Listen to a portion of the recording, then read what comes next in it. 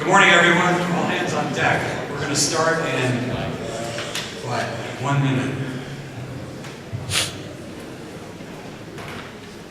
If the coffee is cold, come on in. If it's warm, bring some in.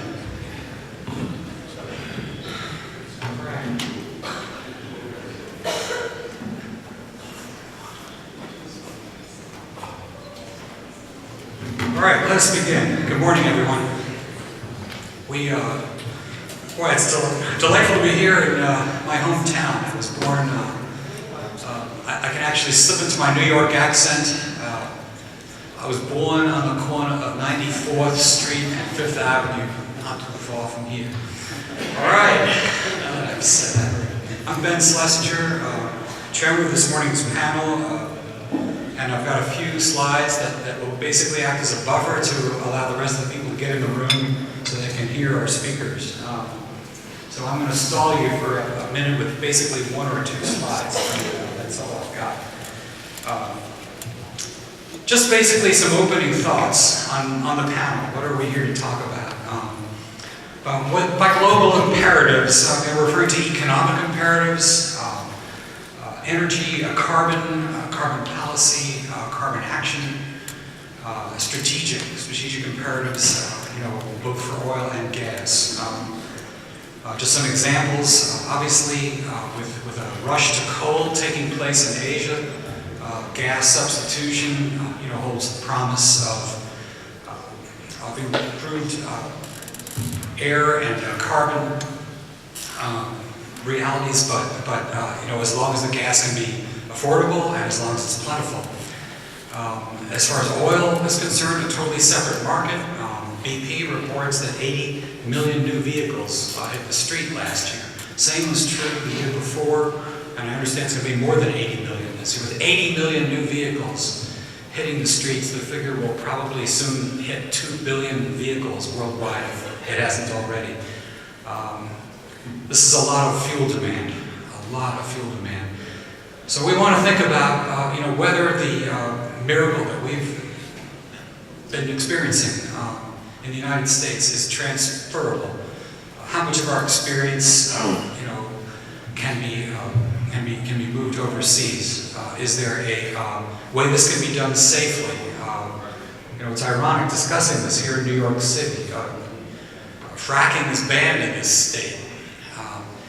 And with some early justification, I might add, as a person who grew up here, I grew up drinking very clean, clear water. The water in New York comes from 5 counties up the Hudson, about 50 miles to the northwest of here. And in conduits that are basically unfiltered. It's untreated, unfiltered mountain water. 12 million people drink in this area. It travels through basically holes in the ground into impoundments, lakes, reservoirs, and into the city. And so, they're quite concerned.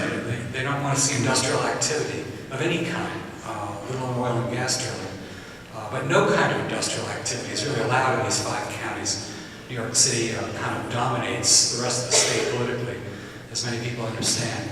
And so they get their way. So that Marcellus, drillers wanted to come into the state. They weren't welcome. Then it's become a political, kind of its own political reality. Is there another? What's going on? Okay. Anyway, so the question is, can it be done? Can it be done safely? The rest of the world has New York acts as kind of a window. The United States is a window to the rest of the world. And they, no longer am I a New Yorker, they basically are very influential. When people pick up newspapers, see the New York Times, read the stuff and get frightened. So can the hazards be avoided? Are there hazards? Anyway, that's basically the theme. And now that you all are in and ready to roll, I want to introduce our speakers. First, Surya, I'm going to just give you brief biographies. I think you already have these. We've assembled a tremendous group of exceedingly knowledgeable people, on this subject, and I'm awed by them. That's all there is to say. Surya is with Baker Hughes, a major oilfield services company globally. He and I are both USAE distinguished speakers, which means he's really going to be good and knowledgeable about this. Surya is going to lead it off, unlike what your program says, and talk about the facts as we know them. Surya will be followed by Ed Morris. We're delighted to have Ed on the panel. Citibank is one of the top analysts in the energy field, speaking of global promise and issues. He's spoken widely about this subject, cited frequently in the Wall Street Journal, Financial Times, New York Times, to advise U.S. government, IEA, UN commissions, and Dr. Morris previously taught at Princeton. And Ed will be followed by Dan Tormé. We're delighted to have Dan as a principal with Environ Corporation, a global environmental and health sciences firm. Dan's based in Santa Monica, one of the loveliest places. I think that maybe they've added fracking too. Dan's a geologist, hydrogeologist, and he'll correct me on that's his resume. Specialist in water and groundwater. And it's has really been one to bridge the gap and speak about environmental concerns to the rest of us who think everything's great. He's been doing this for 25 years, PhD from MIT, Master's at Stanford, and has been advising firms around the world. So, without further ado, I am going to get off and ask Surya to come on. Thank you so much.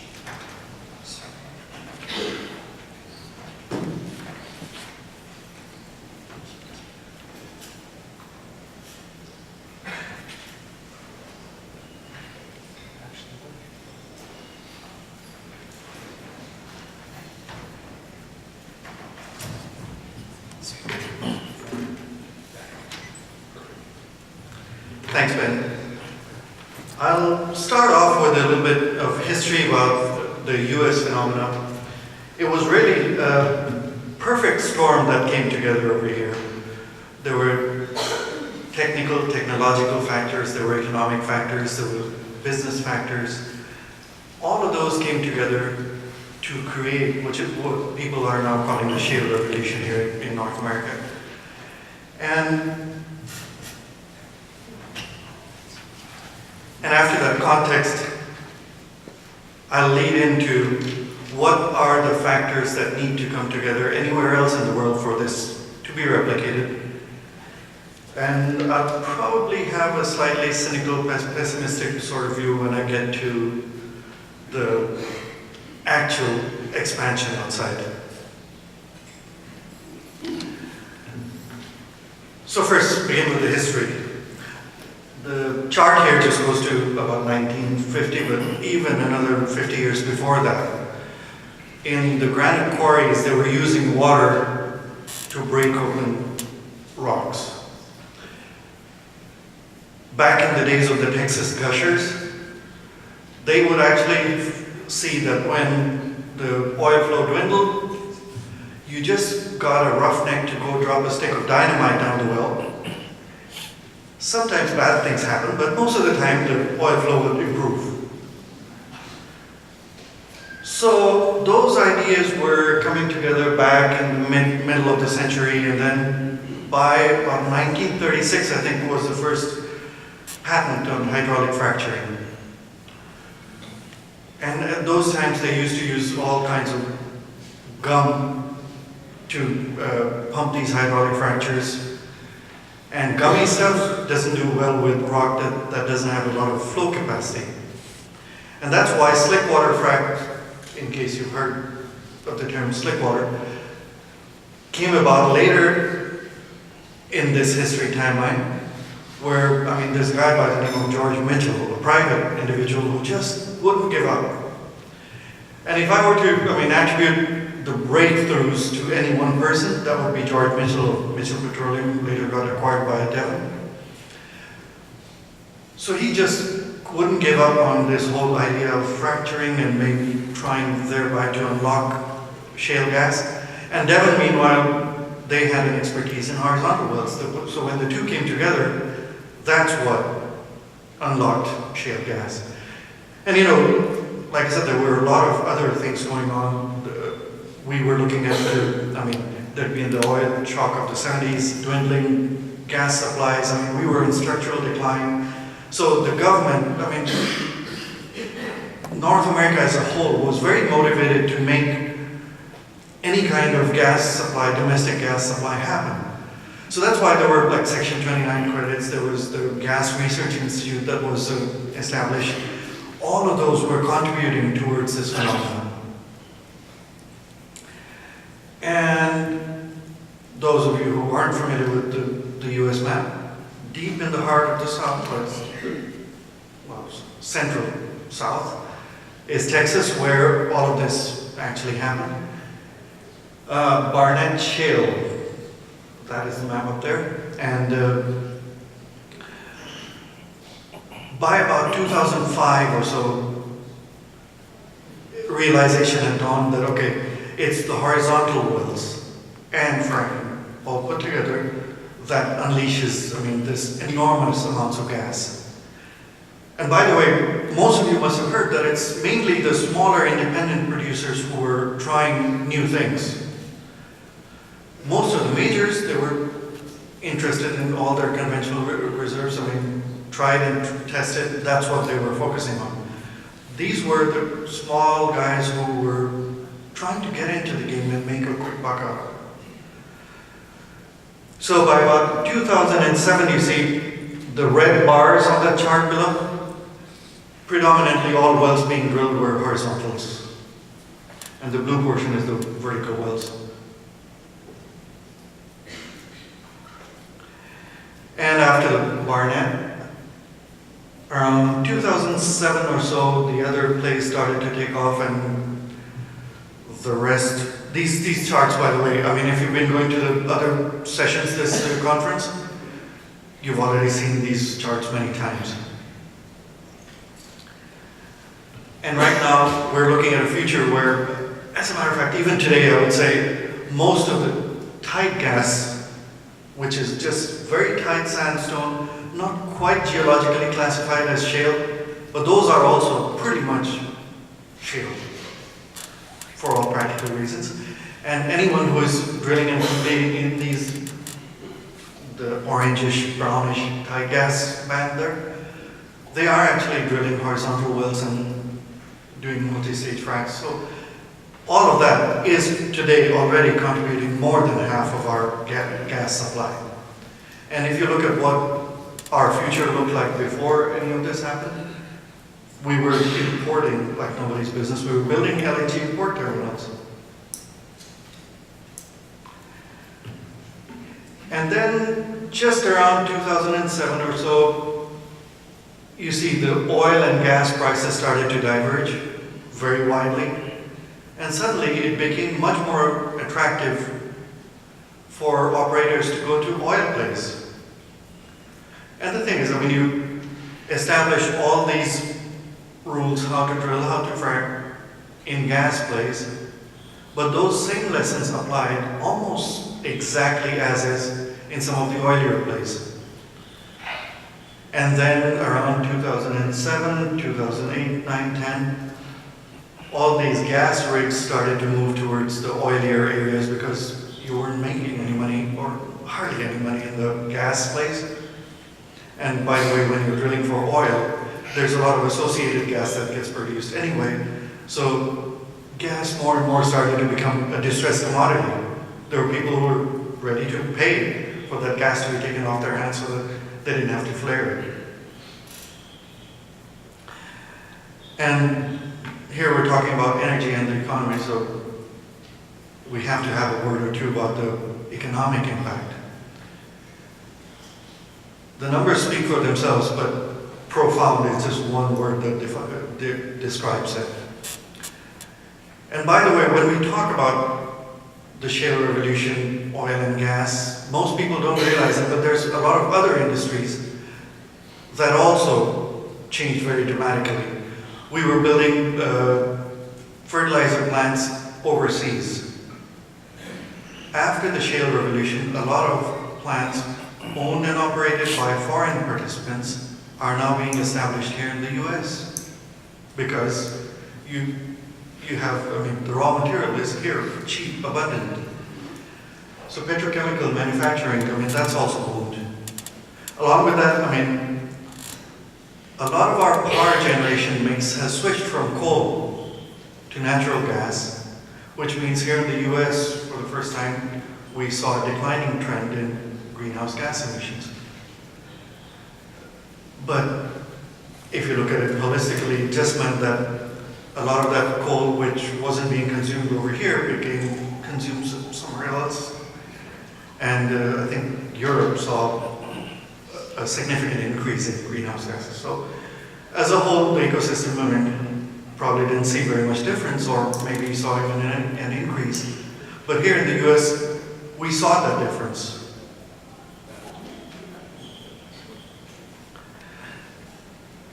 Now a little bit about the factors, the perfect storm that came together over here. I already spoke about some of the motivations that went behind it. I mean, you had declining gas supply, you had increasing imports. Now, tax incentives, research grants, all those were helping to make this happen. At the same time, there were a lot of other factors. We had the industry itself working on all these technologies, the technological improvements. North America happens to be a place where the markets, the business environment, the royalty regime, the tax structure, pricing, costs, all these are fairly transparent, fairly well-defined, and fairly predictable. And that's why over here we were able to attract a lot of investment money, private investment. And this was all fueling the activities that went towards the Shale Revolution. North America has been the crucible of oil and gas for over a century, well over a century. That means that we had a very mature infrastructure. We had pipelines, we had takeaway capacity, we had refineries, we had oil field services, we had drilling rigs, we had pumping rigs, pumping trucks, nice roads. So anything that needed to happen was there. And by the way, there was also one magic formula: private mineral right ownership. So the landowner could have rights to the minerals, which means Farmer Joe actually got a little bit of the share from the oil and gas companies who were coming on Farmer Joe's land to produce. And so it's not just one of those factors. All of those put together contributed towards what happened over here. Like I said, it's a phenomenon, a revolution. And just to put a picture to that, here's some of the major pipelines, the takeaway pipelines for gas, I mean, to take it from the beds of production to centers of demand. And not only did we have a huge, extensive pipeline that could easily handle all this new production, the economy, the infrastructure was flexible enough that you could easily bring in more investment money, you could easily bring in more projects to expand those pipelines. And if you look for a similar map anywhere else on this planet, I guarantee you, you will not find it.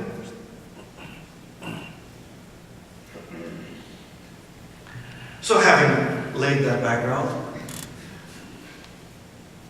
the numbers over here aren't really important. The main thing this picture tells you is that North America doesn't have any kind of a monopoly on oil and gas bearing rocks. Those rocks don't respect political boundaries or surface landmarks like rivers or a fence that says, here, my country and yours against. So all over the world, you will find oil and gas in these rocks. There is a difference. Over here, because there had been so much activity, a lot of those rocks have been tried and tested, so people kind of knew what those rocks would behave like. Overseas, a lot of these rocks have never really been explored, drilled, to even test, okay, what is the quality of the oil and gas that can be produced from those. So the de-risking is yet to occur in a lot of those countries. Now let's go back to to the same set of factors that I had before. In most countries, you will find that that perfect storm doesn't really exist. So either you have political instability, resource nationalization, everything under control of the NOCs, you don't have enough roadway, you don't have water resources, you don't have a well-defined market, or the places where the population is far from the places where oil and gas production could occur, therefore the takeaway capacity isn't there. Just name it, all of those factors do count as hurdles anywhere overseas. And again, I won't go through these elements one by one, but just looking at that grid, looking at a few of the key prospective countries, some of our analysts put together this grid to say, okay, where would it take place first? I mean, if this US or North American shale revolution were to occur anywhere else. And if you notice on the left-hand side, I mean, there's much more green in the first two columns than anywhere else. Does that mean that a shale revolution couldn't happen anywhere else? Absolutely not. I mean, it can happen. It's just that there are many more barriers to overcome first. Nowhere in the world do you have a fleet of 3,500 drilling rigs that can deploy at a moment's notice. Over here you do. So if China, Argentina, any of these countries wanted to have a large rig fleet like that, could they make it happen? Sure, they can make it happen. Would it happen overnight? Probably not. Would they be able to have, I mean, that kind of a skilled workforce to operate safely, responsibly, as quickly? No. And that's why, when I get to my conclusion slides, I mean, you'll see that down here, I've talked about a 3 to 5 year horizon. Now that's absolutely the best case scenario here. If I were to be just frank and formally speaking, if I weren't here on stage, I would probably say it's a matter of decades. It's going to be a decade or two before you see that pace, that magnitude of growth from shale sources. Now the last bullet, I'll start from there. If we're talking about a decade or two, I'll repeat a quote that resonated with me. The Stone Age didn't really end because we ran out of stones and sticks, right? By the time you get to some of these resources overseas, which might be marginal, or factors aren't quite favoring, by that time, don't you think that some of the brilliant people sitting in this room would have come up with many alternative sources of energy? So maybe we won't even be chasing after those shales anymore. I don't know that. So right now, I think, without getting into any of that speculation, we can say for sure that in North America there was a lot of factors that came together that made this revolution happen, and as rapidly as it happened and as hugely as it happened. Anywhere else, that revolution will happen, can happen, but not quite as quickly, not quite as hugely. Over here you had a huge ecosystem of smaller players that made it happen. That doesn't exist anywhere else. So the kind of profound changes that happen in North America,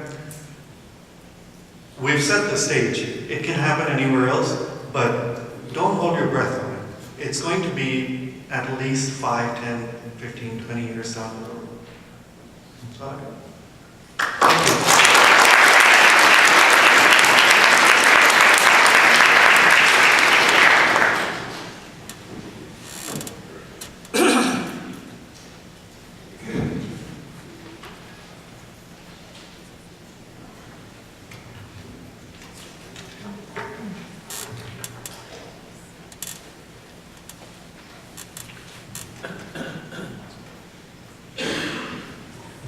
Thanks very much. It's always a challenge to not be the first speaker on the panel, and try to figure out what slides you want to skip and make your presentation when so much of what we're covering overlaps. So I will try to ad-lib to some degree and do that as we walk through my general comments on this. And I think actually, given how surprising it was to see shale development merge in the U.S., I tend to think we're going to be surprised at how rapidly we're going to see the expansion of this development abroad. I think there are several reasons for that. They relate to fear and greed. They relate in part to what's happening as we gather here in New York this morning, what's happening in Iraq, and where the promise of Iraq's growth of production becomes more and more disappointing. Various forecasts, including recently the IEA's most recent projections, show that about 50% of the projected oil supply into 2020 and into 2030 are projected to come from Iraq. And it now clearly is the case that that is more of a dream than a likelihood. We've just looked at what needs to be put in place for getting the exploitation of shale going. We've gone through an exposition demonstrating how extensive this rock structure is around the world. So it's not that the world is resource constrained, the world is constrained by a number of other factors. I'm not going to go through this long list of factors. I want to start with what we just went through. Namely, it wasn't so easy to get it started. And one of the experiments that we did not hear from Baker Hughes was one that those of us who have been in the U.S. government are familiar with. It's the use of nuclear devices exploded beneath the ground to try to crack the semi-porous rock. And both the U.S. and then the Soviet Union were engaged in underground nuclear explosions that actually had a kind of a counterintuitive, but maybe obvious in retrospect, impact by congealing the rock rather than fracturing the rock. And those three 30-kiloton detonations in Colorado compare favorably in terms of size with the devices that were actually used to end World War II. But the shale revolution is an old-fashioned made-in-America phenomenon, and part of it is the story that we just heard about George Mitchell. I'm going to go into that again, but I want to really focus, before I get into that, on what are the doubts about the sustainability, the profitability of shale exploitation, not only in the United States, but as a major impediment for this revolution taking hold abroad. So I've listed 6 big issues that loom large in what I call the new peak oil view of the shale revolution, why it can't work and therefore it won't work. First is the question of whether it's replicable elsewhere, and I'm going to be looking at that in a little bit more detail. Secondly is the fact that capital expenditures in the United States for this exploitation are continuing to be negative in terms of cash flow, and there are some people who argue this will never end. Thirdly, we've seen significant asset write-downs. We've seen very large companies exit very large shale plays because of those write-downs, and because they have, in their own plans, better things to do with their scarce capital. We see arguments about decline rates, which remain high, and which leave in doubt the question of whether plateau production levels are sustainable, let alone sustainable for a significant period of time. Fifthly, there are very significant environmental issues that remain open, and that's why our state doesn't allow fracking, and why the state of California makes it so difficult to exploit the resources there. And finally, sixthly, there's an issue which may be problematic in theory. It's less problematic, perhaps, if you think that Iraq will not fulfill the promise that the IEA has given to it. Let me look at replicating the unconventional revolution. It may be a problem, but I think it may be easier than is conventionally understood. Let's look at why it may be a problem, and I'm not going to look at water resources. I'm not going to look at infrastructure. I'm not going to look at service company availability so much as the three big things that made it happen in America.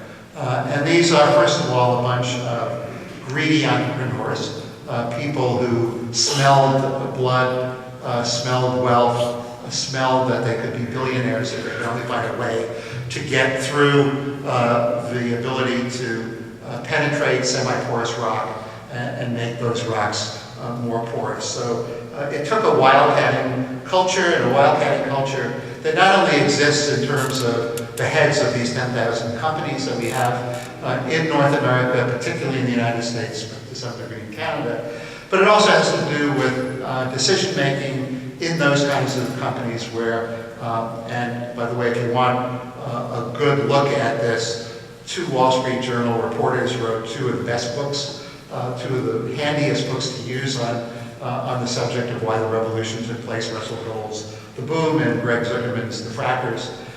And what you get from the frackers in particular is the way that companies gave decision-making and experimentation on fracking, gave the authority to do that at a relatively low level, the kinds of things that would escape standard operating procedures of very large companies like Exxon or Saudi Aramco or Pemex. It's a very different mindset and culture. Secondly, what made this happen, also unique to North America, is the financial services sector of the United States and Canada, where we have a history of geologists who are trying to sell a story. They have no money, but they go to the guys who have money. They sell the story to the guys who have money. And we have a financial services sector that provides exploration risk, something not totally unique to the United States, but in terms of scale, it made this possible. And thirdly, we have the farmer, but what I like to call greedy landowners.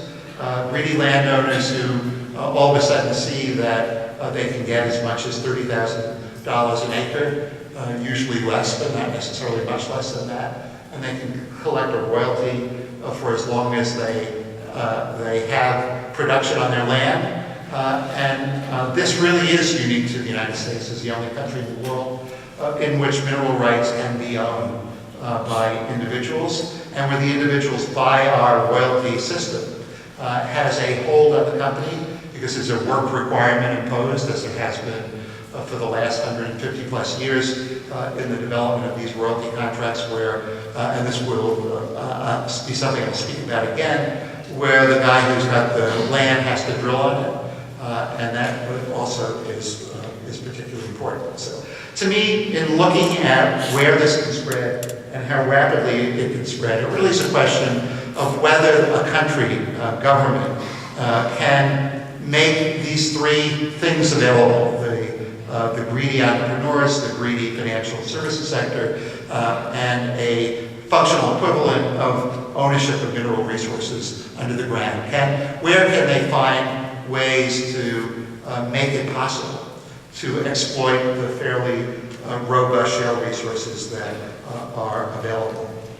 Certainly, when it comes to wildcatting assets, the Anglo-producing countries have a lot of this. There are independents that operate robustly in North America, in the United States, and Canada. There are independents in Australia. There are independents in the United Kingdom. There also is one not quite so Anglo country that has a history of independence, and that's Colombia. Indeed, throughout the history of Latin America, there have been independents going after oil and natural gas resources, a culture that promotes this, opposed to a culture that doesn't allow for unjust enrichment, as a country like Argentina. But I think that we have the U.S. producing 3.5 million barrels a day, more or less, out of oil-bearing resources. We have 30 plus BCF a day of natural gas.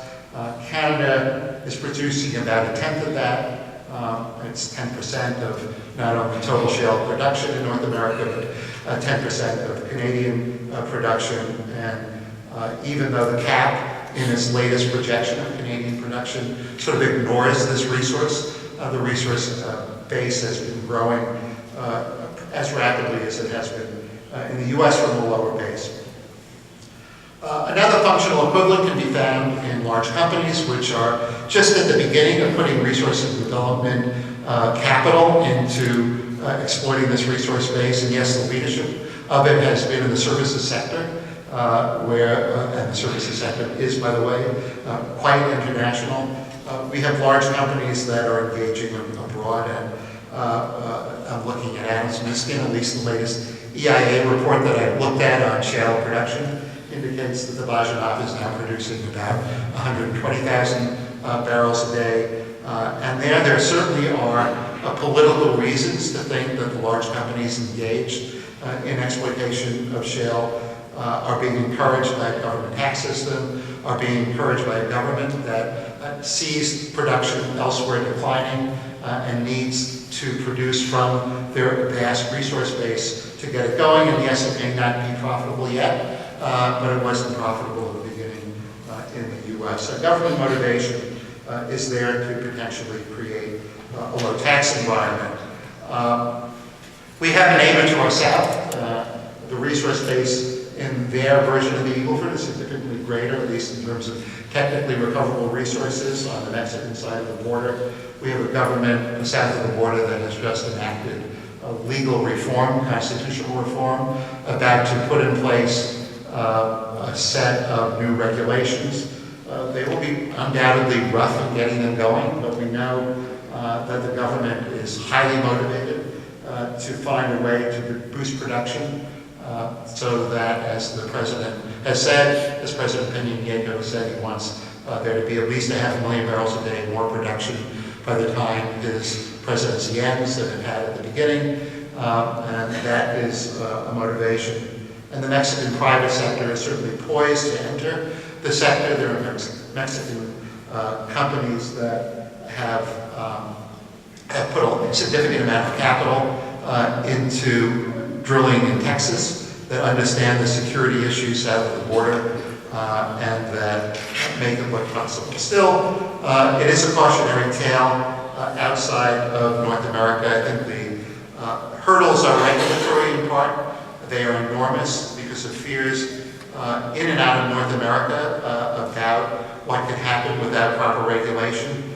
And even in the U.S., which has mostly a favorable regulatory environment, there are a couple of things that are inadequate. It's certainly the case that a state like Oklahoma has probably the poorest regulatory conditions of any state. The public in Oklahoma is getting concerned about the frequency of earthquakes, and maybe that will spur them to action. Another problem is not the lack of adequate regulations, but also how difficult, even in the U.S., it is to police best practices when you have 10,000 companies that are involved, and there is the problem of unjust enrichment. I think, by the way, the other problems, the other doubts that we have are kind of not as robust in explaining what's happening, because I think there's another side of the story on the financial side in the U.S. and why the companies have been cash flow negative. And that has to do with the nature of our royalty system, which has led to the land grab. You buy land, you get access to it. In order to hold it, you need to drill and go on with uncompleted wells. So a lot of the negative cash flow is really related to an isolated period, a period that is not yet over, but a period in which some companies are seeing the end, and indeed we're seeing some of the original companies that got involved in exploiting this resource base, turning from negative cash flow to positive cash flow as the land grab days are over. So I'll skip through the slides to the end and argue just that there's growing evidence of profitability and sustainability. There are good reasons to believe that a plateau can be reached and can, once it's reached, stay at that level for a long period of time as costs go down. Certainly lower prices can stem the growth of Shale exploitation, we've already seen it on the natural gas side, where drilling has been reduced by some 70% from its peak, and yet production keeps growing. Someday there will be demand increasing. We think demand growth in the U.S. Might see the current 70 BCF a day of gas demand growing to 92 to 95 BCF a day within the next 6 or 7 years. That will trigger higher prices and trigger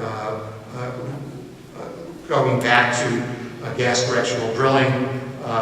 The price curves on this are such that the most expensive projects, if prices go down, will be suspended, but they will be there and available certainly when the day the prices go back up. Anyway, thank you very much. I look forward to the discussion.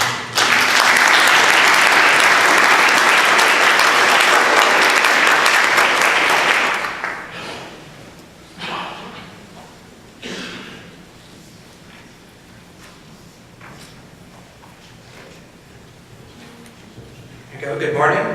As Ben mentioned in the introductions, I'm the environmental guy of this panel. And to you, I may look like Mr. Externality, but I really feel very welcomed by this group and have enjoyed my time here so far.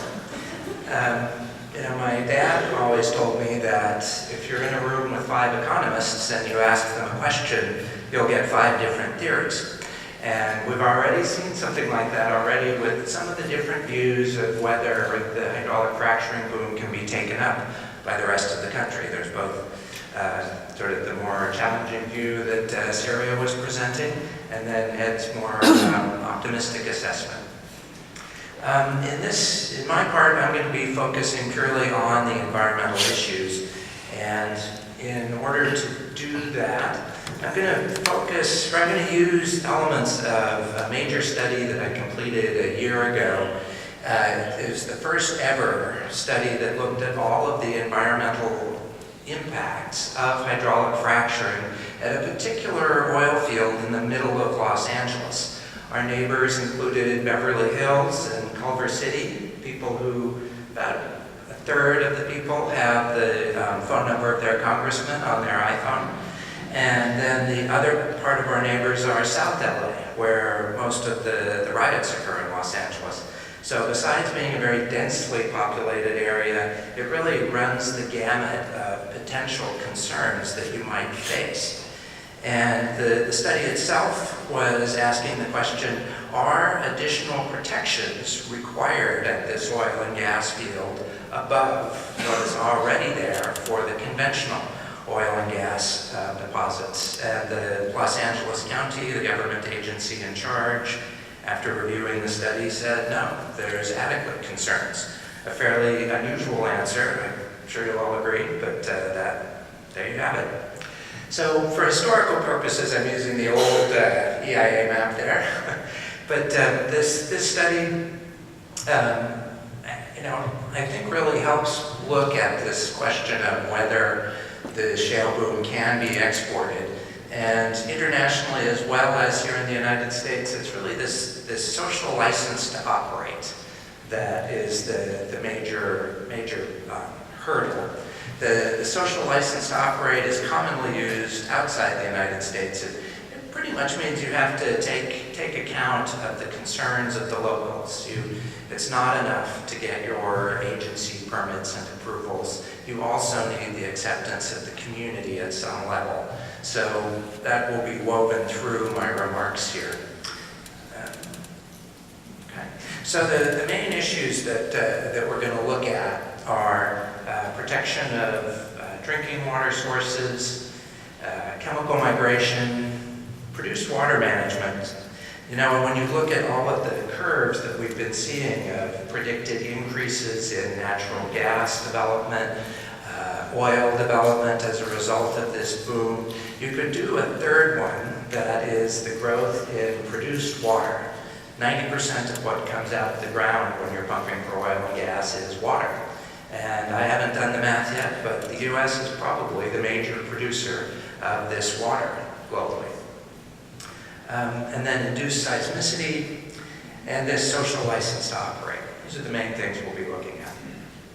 So this is from our friends at EIA again, showing a cross-section into the ground. This is something that we geologists simply love to do. This is the ground surface, oil well here, and the deposits of oil and gas that have been exploited since the late 1800s are known as conventional.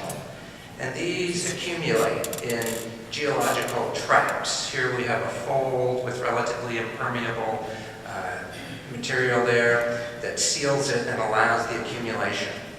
The reason that shale gas is considered unconventional is that we're drawing from the source rocks, the shales that initially accumulated the organic material that when heated and squeezed together formed the oil and gas, and then it migrated out of this source area up. Maybe it got caught in a tight gas reserve or in one of these geological traps. So the unconventional nature is that we're going after these source rocks, and they tend to occur in very thin geological strata, hundreds of feet.